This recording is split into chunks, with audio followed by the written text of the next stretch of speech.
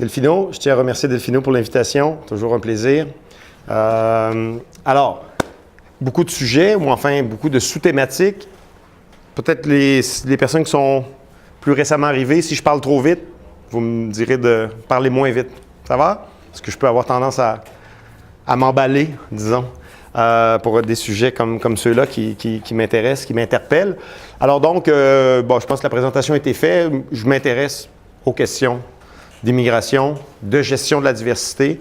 J'essaie le plus possible de voir les multifacettes, je dirais, de la question migratoire, même s'il faut toujours un petit peu mettre l'accent sur certains processus, certains phénomènes. Il y en demeure pas moins que je pense qu'avoir une vision assez globale des choses, c'est toujours important parce que dans ce domaine, comme dans bien d'autres par ailleurs, il y a beaucoup d'imbrications. Quand on parle d'entrepreneurship, quand on parle d'opportunités pour des nouveaux arrivants de se lancer en affaires, c'est aussi la question de l'intégration au marché du travail. C'est aussi des barrières auxquelles on peut se confronter au niveau du marché du travail. Donc, il y a toutes ces questions-là, en fait, ne doivent pas être prises isolément, mais font partie d'un tout. Quelqu'un disait tout à l'heure que je viens pour en apprendre un petit peu plus sur le Québec. Alors, ça me donne d'entrée de jeu peut-être un peu l'idée d'aborder un peu le contexte québécois, évidemment à travers ma perspective. Vous n'êtes pas obligé de la partager, mais il faut voir qu'en matière à la fois d'immigration, mais aussi d'entrepreneurship, pas entrepreneurship uniquement chez les immigrants, mais entrepreneurship de manière générale, ces questions ne sont pas nécessairement nouvelles au Québec, mais ont pris depuis un certain temps, depuis une dizaine d'années, je dirais peut-être 20 ans, là, il faut toujours difficile de tracer une ligne, une tournure un peu différente, pour ne pas dire un peu d'intensité aussi. Si je prends tout d'abord la question de l'entrepreneuriat, on a longtemps dit que les Québécois, Canadiens, Français, donc les francophones nés au Québec, là c'est toujours difficile de se définir, mais enfin vous voyez ce que je veux dire, étaient toujours un petit peu réticents avec la question de l'entrepreneuriat. Se lancer en affaires, c'était plus l'affaire des anglophones, c'était plus l'affaire d'autres communautés, pour toutes sortes de raisons, à la fois historiques, mais aussi culturelles. Donc, l'entrepreneuriat n'était pas très populaire et ça, on n'a pas besoin de remonter très loin en arrière. Je me souviens bien, même dans les années 90, on disait pourquoi les Québécois, de souche, si je peux utiliser l'expression avec laquelle je ne suis pas parfaitement à l'aise, mais pourquoi sont si peu en affaires? Pourquoi ils n'ont pas la fibre, l'esprit entrepreneurial? Alors, on pourrait s'étendre longtemps sur des questions. Il y a même des questions d'héritage culturel, héritage religieux aussi, à quelque part, etc. Mais je ne voudrais pas trop rentrer dans les détails, mais disons, pour ceux et celles qui sont moins familiers avec cette question, que c'est relativement nouveau, tout ce qu'on entend, je dirais le bruit, mais c'est pas négatif, mais tout ce qu'on entend autour de cette effervescence entrepreneuriale au Québec. Un bon exemple de ça, c'est l'émission Les Dragons, où on parle de plus en plus, mais ça a permis justement une simple, entre guillemets, une simple émission de télévision, permet de revitaliser un peu cette idée. Puis maintenant, moi, étant dans une école de gestion ici, je peux vous dire que la question de l'entrepreneurship, c'est au cœur maintenant des orientations stratégiques des HEC. Une des preuves de ça, c'est qu'on a un institut maintenant, Institut d'entrepreneuriat, Banque nationale et tout ça. Donc, il y a un incubateur, il y a des cours, on a un nouveau département qui s'appelle Entrepreneurship et Innovation. Donc, tout ça, ce sont des questions qui sont au cœur, si vous voulez, du développement économique et du développement, j'aimerais mieux dire, du développement socio-économique du Québec contemporain. Et il y a eu beaucoup d'améliorations à ce niveau-là, ne serait-ce que parce que souvent, on est dans des questions de perception aussi. C'est pas juste donc, pour se lancer en affaires, il faut aussi qu'il y ait un climat qui favorise ça. Et le climat actuellement est relativement favorable, pour ne pas dire très favorable, pour l'entrepreneuriat. Alors, ça déjà en partant, c'est un contexte qui est assez favorable pour des nouveaux arrivants pour se lancer en affaires. Et ça permet aussi de re-questionner, je dirais, deux catégories d'entrepreneurs immigrants. Deux catégories traditionnelles. La première, on considère, encore une fois historiquement, que essentiellement les nouveaux arrivants qui se lancent en affaires, c'est par nécessité. Nécessité de se trouver un emploi, de faire vivre sa famille, etc., etc. Donc, de s'intégrer, si vous voulez, dans la société. Alors ça, toute la littérature va bien le montrer, aux États-Unis, en Amérique du Nord, en Europe aussi. L'entrepreneuriat chez les nouveaux arrivants a historiquement été beaucoup pour, justement, se créer son emploi. Donc, on pourrait parler de travailleurs autonomes d'une certaine façon, si on ne veut pas parler d'entrepreneurs, quoique un et l'autre sont souvent intimement liés. Alors ça, c'est un peu la vision un peu historique, pour ne pas dire traditionnelle, des choses. Tu te lances en affaires parce que tu fais face à plein de barrières sur le marché du travail. Et les barrières contemporaines sont le réseau, j'en ai parlé tout à l'heure, manque de reconnaissance des acquis et des compétences, discrimination aussi. Hein? Donc, tu te retrouves face à l'obligation. Alors ça, c'est un peu la vision. La vision un petit peu plus optimiste, pour l'appeler comme ça, c'est la vision qui dit, mais oui, il y a des questions de nécessité, mais il y a aussi des questions d'opportunité. Hein? Je prends un monsieur qui vient d'arriver, qui était entrepreneur déjà, donc on peut supposer que vous avez déjà cette fibre entrepreneuriale. Vous arrivez et vous dites, ben moi, je ne veux pas vous faire dire ce que vous n'avez pas dit, mais disons qu'on peut supposer que vous êtes déjà familier avec le processus de se lancer en affaires, de prendre des risques, d'avoir une certaine patience, parce que se lancer en affaires, c'est aussi quelque chose qui demande beaucoup de patience. C'est pas un claquement. On voit les champions, là, les dragons, là, comme je disais tout à l'heure, mais derrière ça, il y a combien de gens qui travaillent fort pour arriver à monter leur entreprise, puis avoir un produit qui se démarque ou une proposition de valeur, comme on dit, qui se démarque, c'est pas toujours évident. Donc, il y a ces deux aspects-là, si vous voulez. Et quand on parle de questions migratoires, ces deux aspects, nécessité, opportunité, sont très intéressants à analyser parce que, justement, on voit bien qu'il y a à la fois des aspects culturels, des aspects plus psychologiques à la limite aussi, de l'entrepreneur, mais il y a aussi des aspects structurels, des aspects sociétaux, pour ne pas dire des aspects systémiques, c'est-à-dire qu'il y a des barrières qui existent quand même. Donc, on réussit à travers cette question migratoire, à travers les immigrants entrepreneurs, à essayer à la fois de conjuguer les deux, mais aussi de voir comment ils peuvent s'opposer. Et c'est un beau baromètre, je dirais, aussi pour mesurer d'une certaine façon la question des opportunités puis de l'esprit entrepreneurial au niveau de la société. Donc ça, ce serait peut-être un premier élément que je pourrais dire. Là où et ça, c'est un peu ma vision personnelle des choses quand j'étudie les questions migratoires. À mon avis, étudier les immigrants, les nouveaux arrivants, en soi, c'est-à-dire juste pour ce qu'ils sont, c'est intéressant, mais je pense qu'il faut aussi avoir une approche un petit peu plus macro, hein, et de voir comment ça nous permet de mettre la lorgnette sur, justement, des éléments spécifiques d'une société. Alors, en comprenant mieux les processus migratoires, notamment la question entrepreneuriale et l'intégration au marché du travail à travers l'entrepreneurship, on peut comprendre un peu plus la société dans laquelle on est. Et ça, je pense qu'il faut aussi le voir à travers cette lorgnette-là. Un immigrant entrepreneur, une immigrante entrepreneur, c'est d'abord et avant tout un ou une entrepreneur. Quelqu'un qui veut se lancer en affaires. Une fois qu'on a dépassé la question des raisons, qui sont fondamentales, à mon avis, qui sont très importantes, notamment parce qu'on peut identifier aussi les barrières puis voir un peu si, justement, il y a des transformations et des améliorations. Il faut aussi voir que ces personnes-là se heurtent aussi aux mêmes problématiques que tout entrepreneur. Donc, les questions du plan d'affaires, les questions de proposition de valeur, comme je l'ai dit tout à l'heure, qu'est-ce que j'ai à proposer de différent? Hein? Est-ce que j'offre un service et un produit, etc.? Donc, les opportunités aussi qui se présentent à la personne. Tout ce qui est l'accompagnement, tout ce qui est le financement également, sont aussi des éléments auxquels tout entrepreneureux, doit faire face.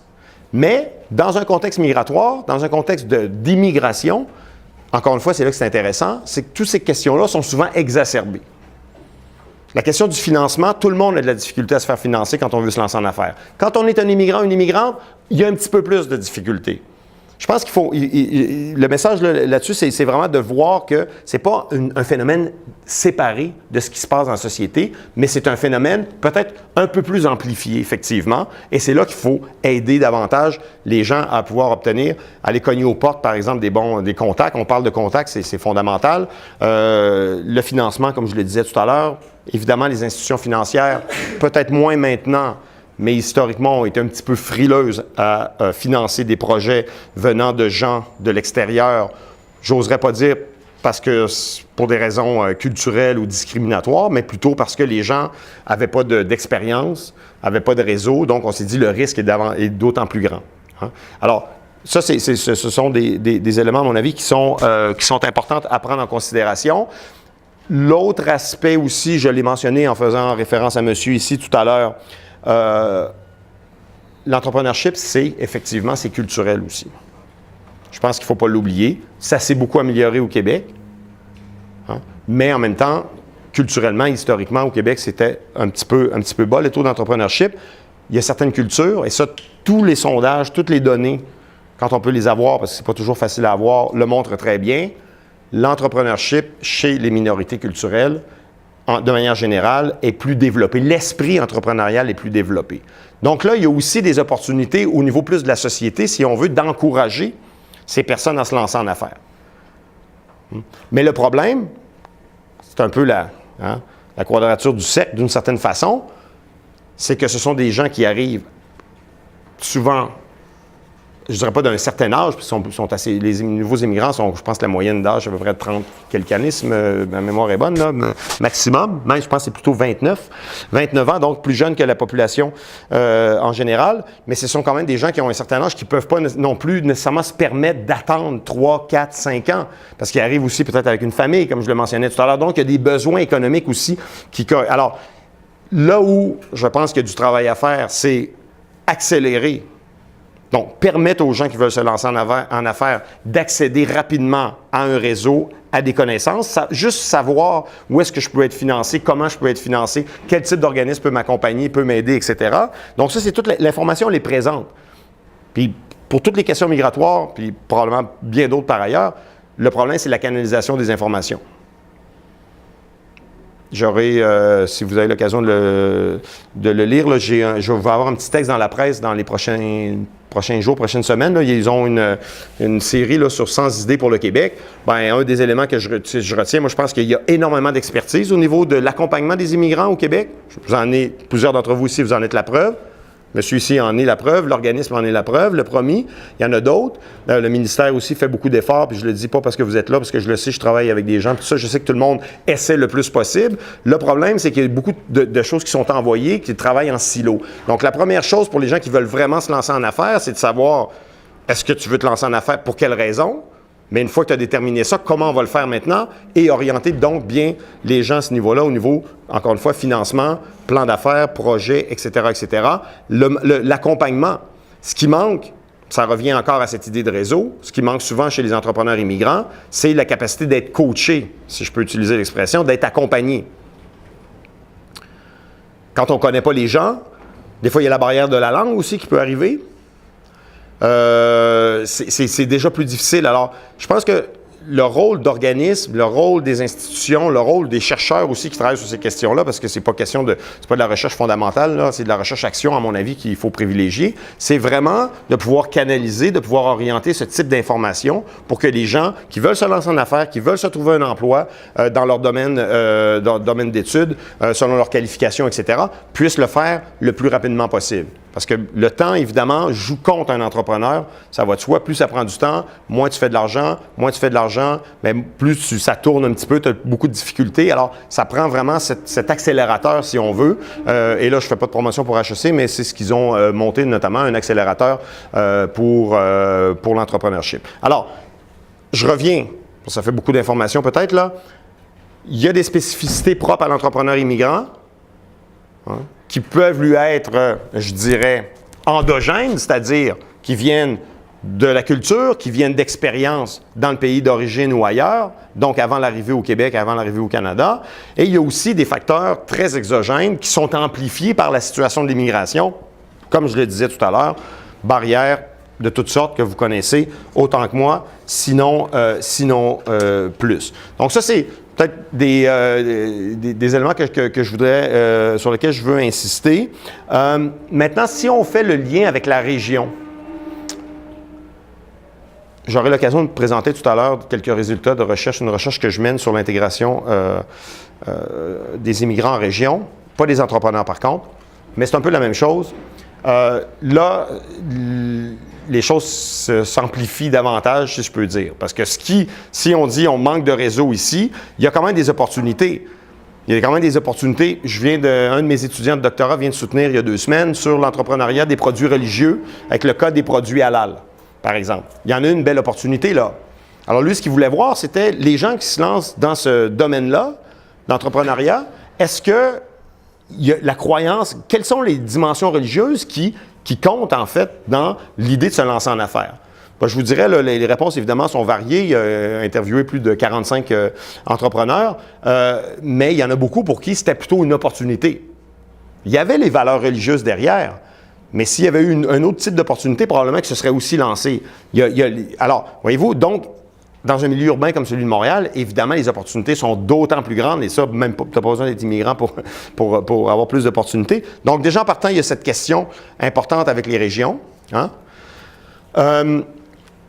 Le support aussi, que ce soit le support intra-communautaire ou le support de la communauté au sens large du terme dans les régions, évidemment beaucoup plus difficile. Et là, on parle de réseau, mais pas uniquement de réseau. Donc, l'appui, si tu vas te lancer en affaires en région, ça prend un certain temps. Déjà en partant, et ça, est-ce que c'est une caractéristique québécoise? J'espère que non, mais je sais qu'elle est très présente au Québec, l'idée de la méfiance. Moi, c'est un concept là, qui peut être fourre-tout jusqu'à un certain point, mais je considère qu'un des gros problèmes que l'on a, que ce soit la question de l'entrepreneurship, la question de l'intégration de manière générale, c'est la question de la méfiance. La méfiance du groupe majoritaire, c'est-à-dire québécois, francophones. Je ne sais pas, à chaque fois que je sais jamais, enfin, vous savez ce que je veux dire. Et de l'autre côté, donc, à l'égard des gens comme moi, disons, on va dire ça comme ça. L'ancien directeur de la commission scolaire, Marguerite Bourgeois, disait Québécois classique. Lui aussi, il y avait de la misère. Ouais, c'est ça. Ouais, c'est pas, c'est M. Sylvain, ça? Non? Ouais.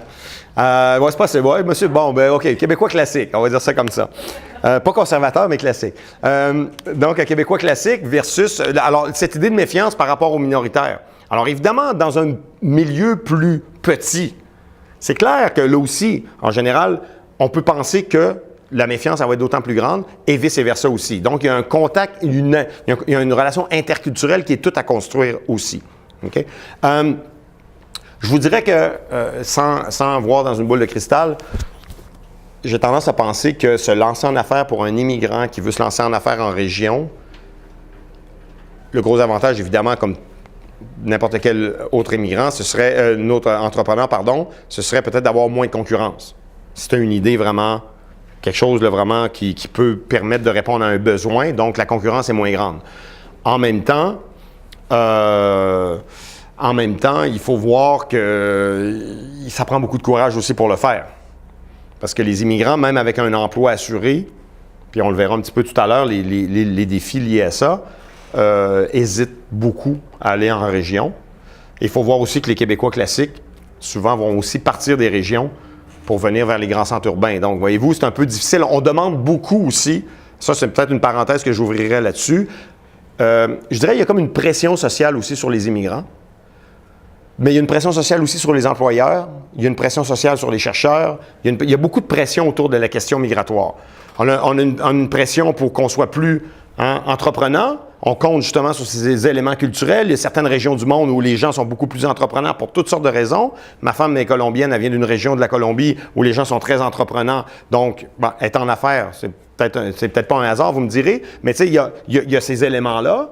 Après, mais aussi, des éléments qui viennent de la société, de la part de la société. Il faut que les immigrants nous amènent aussi, développent de nouvelles entreprises, reprennent aussi des entreprises. On n'a pas parlé de ça, on parle beaucoup de l'entrepreneuriat, mais il y a aussi le reprenariat.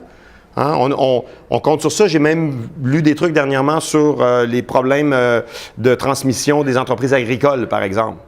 Et là, on se dit, peut-être qu'il y a des immigrants qui ont grandi dans des régions rurales ou semi-rurales dans leur pays d'origine. Ça pourrait être des bons candidats, si vous voulez. Donc, il y a beaucoup de pression, beaucoup de pression sur les personnes immigrantes et tout ce qui tourne autour de l'intégration des immigrants pour justement à la fois améliorer leur situation, mais aussi contribuer à la société. Donc, il y a une forme, à ce niveau-là, c'est une forme nouvelle, je dirais, je le dis avec un petit peu des guillemets, là, mais une forme nouvelle d'instrumentalisation aussi de l'immigration.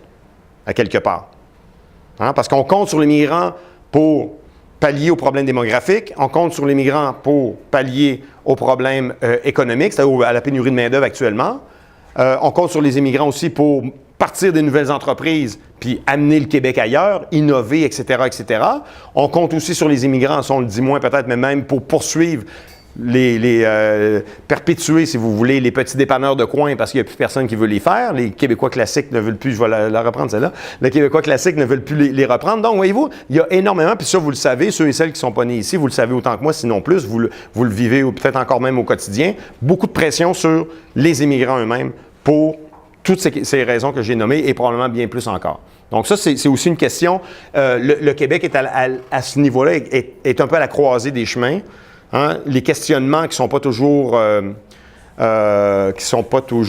très, je dirais, positifs pour l'avancée des débats qu'on peut voir dans les médias ou ailleurs, essentiellement dans les médias, là, sont pas toujours glorifiants, je dirais, mais il faut aussi le voir autrement, c'est-à-dire que on se pose la question sur quelle pourrait être la contribution, mais encore là, beaucoup de pression et une forme d'instrumentalisation. Si vous avez des questions sur la question d'entrepreneuriat, je vais faire une assez grande parenthèse sur ça, et puis je reviendrai par la suite à la question d'entrepreneuriat. Oui? Oui? Est-ce que le Québec compte vraiment sur les immigrants pour ces questions-là, à part maintenant de combler les besoins de main-d'œuvre, surtout en région? Mais parce que dans le fond, on crée une situation où les immigrants sont prêts à le faire, on saisit des opportunités, parce que le Québec peut être un peu ambivalent sur ce qu'il attend des immigrants. Effectivement, le Québec est ambivalent parce que les débats politiques aussi sont de plus en plus polarisants, mais ça, je pense que le Québec ne fait pas exception. Là. On retrouve ça un peu partout en Europe notamment. Est-ce que... Moi, j'aurais tendance à dire que d'une certaine façon, oui, on s'attend à ce que... Et ça, c'est toujours les questions que j'ai apprises d'ailleurs en faisant mon doctorat en sociologie à l'Université de Montréal. Hein, c'est la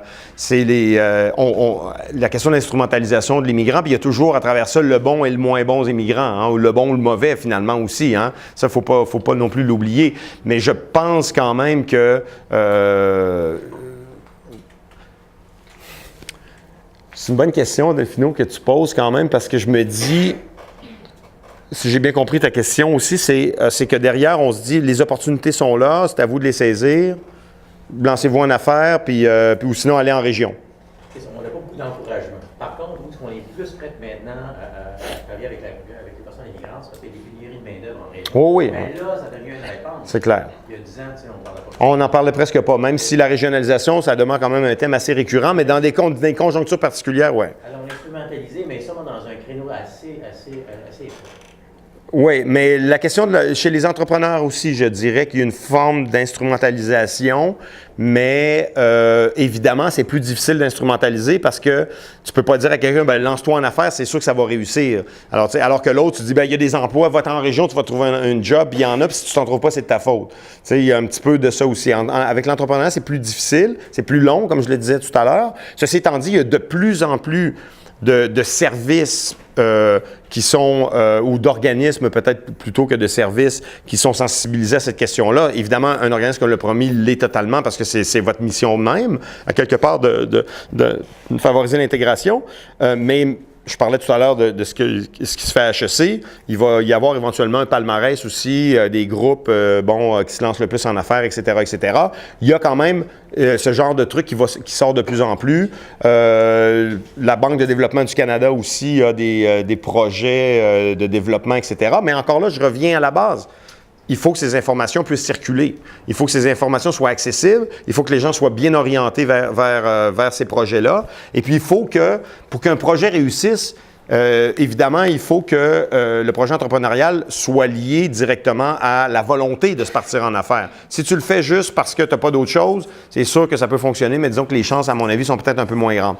J'ai mené une étude, ça me rappelle quelques années, je voulais voir si les immigrants de première génération qui se lançaient en affaires, si leurs enfants, s'il y avait une transmission de l'esprit, ce que j'ai appelé tout à l'heure l'esprit entrepreneurial. De manière générale, sans trop de surprise, la plupart ne voulaient pas se lancer en affaires parce que leurs parents s'étaient lancés en affaires par nécessité. Et il n'était pas question de reprendre même la petite entreprise familiale, ça c'est sûr, mais il n'y avait pas non plus cet esprit de vouloir être autonome, la liberté, partir sa business, ouvrir des possibilités, parce que c'est un petit peu ça que ça fait, pouvoir se lancer en affaires, c'est aussi essayer d'ouvrir des horizons, etc. Parce que tu te dis, tout est possible d'une certaine façon. Mais il y avait très, très peu, dans ceux que j'ai interrogés, dans ceux que j'ai interviewés, c'était infime, je ne me souviens pas exactement le pourcentage, mais c'était moins 5% des gens qui disaient « Ah oui, moi, mes parents m'ont transmis des valeurs entrepreneuriales sur ça. » Et bon, c'est pas juste chez les immigrants qu'on voit les difficultés possibilité de transmission, mais ça existe aussi à ce niveau-là. Les journées de 14 heures, c'est un peu difficile. Ben c'est ça, c'est pas tout le monde qui veut. Puis c'est même au HEC, je veux dire, les cours d'entrepreneuriat, si tu veux être honnête avec les étudiants, tu leur dis qui ici est prêt à travailler pendant 2 ans à peu près gratuitement, puis à faire des journées de 14 heures, puis à pas être sûr de rien, puis etc., puis pas avoir de vie sociale tellement. Les mains se lèvent pas beaucoup non plus là. Donc, mais c'est pour ça que je dis la question migratoire, ce que ça fait en fait, ça ne fait à mon avis qu'amplifier des phénomènes déjà existants. Des difficultés d'intégration au marché de l'emploi, il y en a aussi chez les Québécois classiques, mais davantage amplifiés, évidemment collectivement, puis il y a certains groupes qui sont aussi plus visés que d'autres, ça va de soi. Donc là, je vais faire ma parenthèse sur l'immigration en région. Je vous mets un peu dans le... je vous mets un peu... Ah oui, ça marche. Je vous mets un peu dans le bain du projet. D'ailleurs, le ministère de l'Immigration est partenaire dans ça. C'est une subvention que j'ai obtenue avec d'autres collègues pour étudier les défis, les enjeux d'attraction, d'intégration et de rétention de la main-d'œuvre immigrante en région. Alors, on a déjà parlé du contexte, Delphino l'a rappelé, on compte sur les immigrants, mais comme je disais tout à l'heure, on compte toujours, à certaines époques du développement d'une société, on compte toujours sur les immigrants pour quelque chose. En Europe, après la Deuxième Guerre mondiale, c'est pour la reconstruction. Après ça, c'est des questions de natalité. C'est des questions, là, maintenant, c'est peupler les régions, pallier aux pénuries de main-d'œuvre, etc. Donc, cette question, encore une fois, je reviens, puis c'est très important à mon avis, l'instrumentalisation de l'immigration, c'est de tout temps. Et ça a toujours été, on la retrouve à peu près partout dans les pays qui reçoivent un bon nombre d'immigrants. Donc, ce fameux projet, l'intérêt, je pense qu'il y avait, c'était de ne pas aller voir les personnes immigrantes, mais de questionner, d'interroger les employeurs et aussi ce que j'ai appelé les acteurs clés. Acteur clé, le premier est un acteur clé. Tous les acteurs qui font partie de cet écosystème d'intégration, si vous voulez, ou d'attraction, d'intégration et de rétention de la main-d'œuvre immigrante dans différentes régions du Québec. Alors, bon là, je passe ici, là-dessus. Peut-être, quand je dis tout à l'heure l'importance, et ça c'est peut-être mon côté sociologue, mais je pense que c'est important de prendre les 3 niveaux. Ici, j'en ai 2, mais il y a 3 niveaux d'analyse, à mon avis, qu'il faut constamment re-questionner. Il y a le niveau macro, c'est-à-dire le niveau au niveau de la société, les politiques publiques, le financement, que ce soit pour l'entrepreneurship ou l'autre, les programmes de reconnaissance des acquis, des compétences, etc., etc.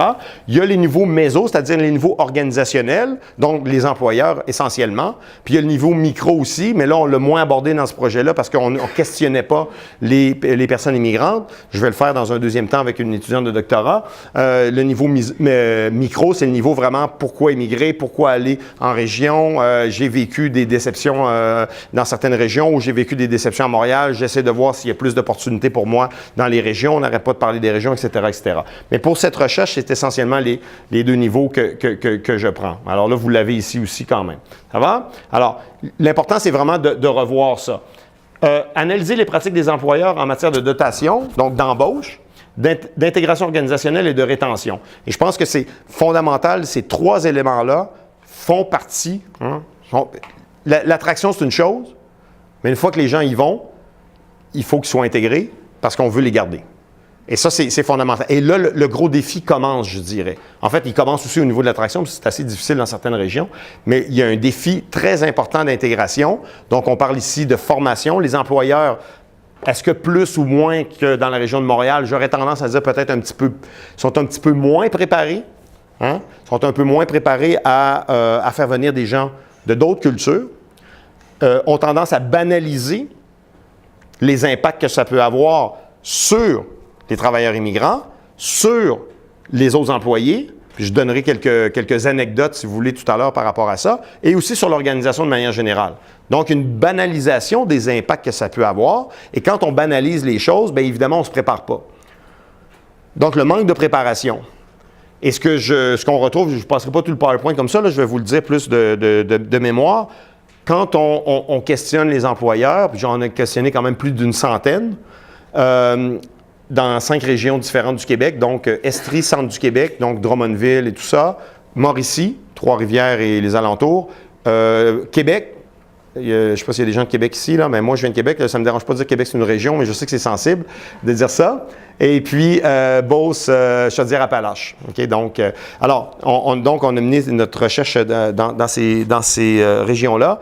Et on est rendu, je reviens à ce que Delphino disait tout à l'heure, à une conjoncture où les employeurs se disent « on n'a plus le choix ». Bon.